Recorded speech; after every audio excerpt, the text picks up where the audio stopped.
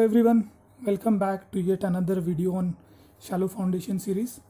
In this video tutorial we are going to see plate load test that is used to determine bearing capacity and the settlement of shallow foundation. So we'll start with the arrangement of this test. First, the center of this test is the test plate that you can see at the bottom of the arrangement. Second thing is hydraulic jack. The function of this hydraulic jack is to apply the load on this plate. Third, dial gauges.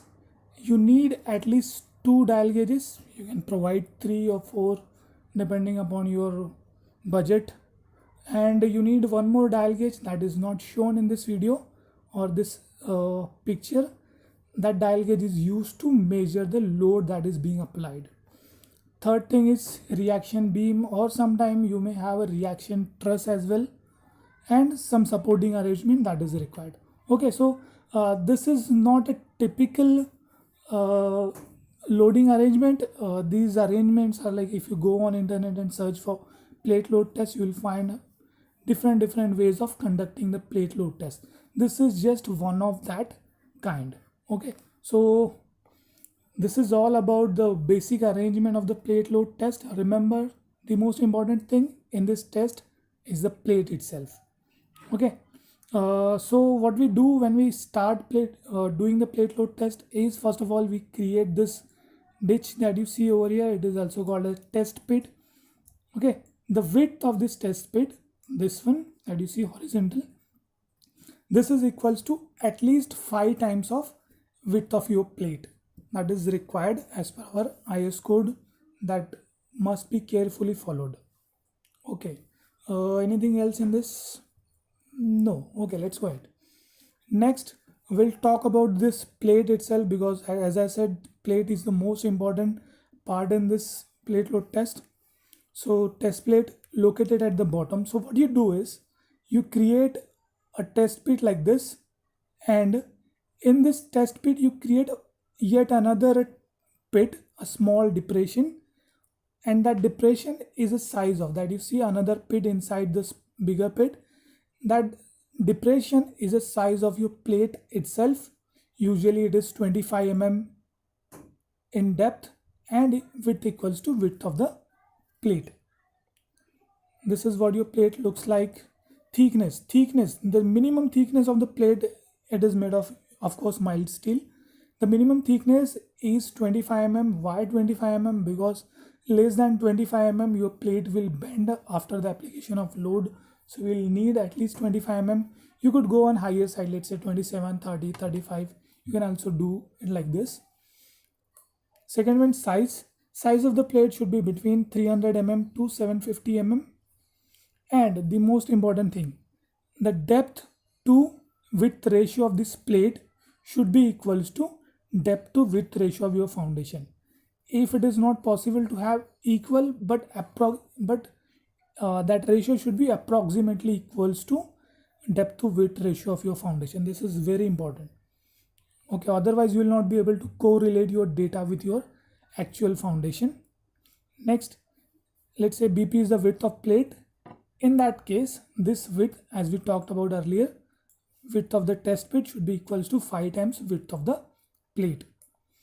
Shape of the plate, it could be either square, circular, rectangular, depending upon which shape of foundation you have. If you have a square foundation, you are going to construct a square foundation. The test plate that you are going to use should be in square. Or if your foundation is circular, let's say in case of a chimneys or in case of some machine foundation, we have to create a circular foundation, then in that case your test plate should be in circular shape.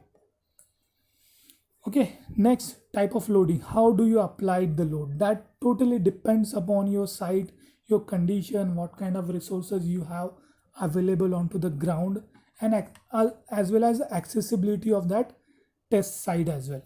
Okay, the first one, where most of the time it is used, where resources are not that much available, that is gravity load. In gravity load, what you do is, you use number of dead weights. Either sometimes these dead weights are in the form of sandbags, sometimes you have concrete blocks available onto the ground, sometimes you have bricks available onto the ground, sometimes you don't have sand but you have soil. So what you do, you fill that soil inside some bags and you put it above this steel beam or steel joist, and there is a hydraulic jack available. Now in this case, hydraulic jack perform a very different role. What role does it perform? It applies the load gradually, because you have kept all the dead weight at the same time, but you don't apply the entire load onto the plate in a single go. What you do, you apply the load gradually, you keep on increasing the load. So that is what the function of this hydraulic jack is over here. Okay, so the next one is a reaction load. In reaction load, you don't have the sandbags or any other dead weight, but instead what you have a hydraulic jack which is present over here. The job of this hydraulic jack is to apply the load gradually onto your plate which is present at the bottom. Now then you have a reaction truss or a reaction beam, as the picture that I have shown you like that. The job of this reaction truss or reaction beam is to hold the hydraulic jack into the position, because once you start applying the load bottom vertically downward, there will be reaction generated in upward direction. The job of this truss or this reaction beam is to counteract that reaction, and then this reaction this truss or this beam or this, sometime it is a steel joist, is placed onto the ground by using some supporting arrangement. Okay, so depending upon the type of resources you have, you could conduct any type of test. You will see there are different ways, different jugaad kind of technologies are available. Sometime even I have seen some digging equipments are also used to apply the load. So that depends, as I said, upon your resources that are available to you onto your site. Okay, this is about type of loading. Next, the test procedure itself. So once you are done the entire arrangement, everything is on the place, the first thing that you do, you apply the sitting load or sitting pressure of 7 kN per meter square, and you apply it, keep it some time, then you release it. Now why we do that? This sitting load has a function of setting your plate at a position, because let's say you start applying the load and your plate moves a little bit. So what will happen? Your entire test will fail. So what you need to do, you need to apply a sitting load, make sure your plate is properly set in a position. If it moves a little bit, you can adjust it manually, then you can start the actual loading. Now when you do the actual load, what you do is, the first load that you apply is equals to 1/10 of anticipated safe load. Let's say you are a damn good civil engineer, so you will know how much this soil onto the side is going to take, how much load this soil is going to take. Okay, so let's say you know that this soil is going to take 1000 kilonewton. So what you do, the first load that you apply is equals to 1/10 of the 1000, that is 100 kilonewton. So your first load is 100 kilonewton. Then what you do, then afterward you keep on increasing the load by 20% of the safe load. The safe load is 1000, determine 20% of the 1000, then you keep on increasing the load. So 1/10 plus 20% plus 20% plus 20% plus 20%, you keep on increasing the load. So then you determine load versus settlement data. You record this data, it is very important. How do you increase the load? So first 20%, first you apply 1/10, then after 1 minute you increase it by 20%, then again after 5 minutes you increase it by 20%, again after 10 minutes.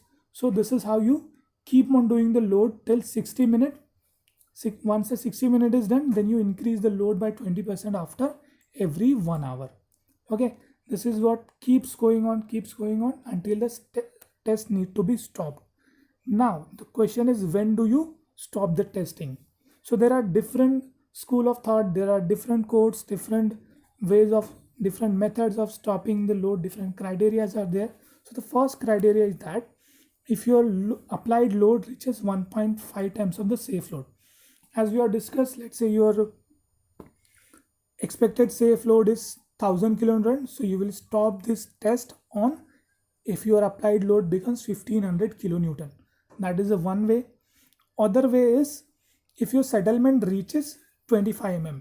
So that is also another way of stopping the test. Or in sometimes what happen, your plate fails in excessive settlement. Let's say it is not reaching 25 mm. Let's say you are doing the test and after some time you find out that there is a settlement equals to 15 mm, and after 15 mm to 20 mm, that gap of 5 mm is reached in a very short period of time. That means there is an excessive settlement and the soil below the plate has failed. So you can also stop the test. So these are the three different criteria. This criteria is basically used, the last one is basically used in case of a soil, a clay soil or a mud or a marshland where there is a possibility of excessive settlement. Or either otherwise what you do, you stop at 1.5 mm or 25 mm settlement. So this 25 mm settlement is probably the most accurate way of stopping your test. Okay, next you record load versus settlement data. That is very important because that load versus settlement data is going to help you in determining safe bearing capacity as well as the safe load of the foundation. Okay, so this load versus settlement curve, this looks like this. On x-axis you have pressure in kilonewton per meter square, you can have ton in meter square or whatever, and you have the settlement either in centimeter or mm. Okay, you plot this data by using data available after the plate load test. There are three different curves you may get. Okay, so the first type of curve that you get, which is shown over here, is for a dense sand and gravel, or sometime for a over consolidated clay. So what is happening in the first curve, once you start applying the load, your settlement is increasing very gradually, very slowly. It is taking more load because it is a dense sand. Of course it will take more load. Once a particular settlement is reached, after that you see a very steady or very sharp increase in the settlement. That is the point where your soil is failing. That kind of failure we have seen in consolidation as well as in other chapters. This kind of behavior shown by a dense or over consolidated clay. Another type of curve that you may get is this curve number 2, which is for a loose sand and soft clay. This curve is very smooth. It does not show any spike like this in a curve 1, but the load versus settlement is very gradual in nature. The third curve that you see in between first and second curve, it is for a typical C4 soil. Most of the soil will show you this kind of curve. Okay, it is neither very soft nor it is very dense, so it will show a behavior in between these two. Okay, so how we can determine actual safe bearing capacity by using this curve? You can find out that in our second video on plate load test that I will upload in couple of days. We'll do one numerical where you can actually see how this curve is basically used. Okay, next is determination of bearing capacity. There is a one formula given by Terzaghi and Peck. This formula is used for determining the settlement of the plate as well as for the foundation. So where S stand for settlement of proposed foundation in mm, that value is basically you have to assume, usually it is assumed as a 25 mm. SP is the settlement of the plate that is happening after the you conduct the plate load test. These two values are in mm. Size of the foundation, that is nothing but width of foundation in meter, and as well as the width of plate in meters. Important thing to remember over here is that this formula, this 0.3 is that you see over here, it only comes when your settlement is in mm and your sizes are in meter. That is important. If you change this, then your formula may also change. So to avoid any confusion, you should always remember that settlement you need to put in mm and size of the foundation you need to put in meter. Okay, this is formula for sand given by Terzaghi and Peck. This is one more formula for clay, because clay has a very like you have seen this curve number 2, which is a very smooth curve. It means that Young's modulus is constant over here. That's why you have a very simple formula for settlement for clay. Okay, so these two formulas are used for the sand as well as clay. Next video lecture, this is all for plate load test. Next video lecture we'll do one numerical on this plate load test where you can actually see how to use load versus settlement data in order to determine the safe load as well as safe bearing capacity. And next thing, you can find out the notes on plate load test available onto your Google Classroom, as well as I will upload this notes on description. You just go below somewhere, you will find the reference for the notes. That's all for this video. Thanks for watching. You guys take care.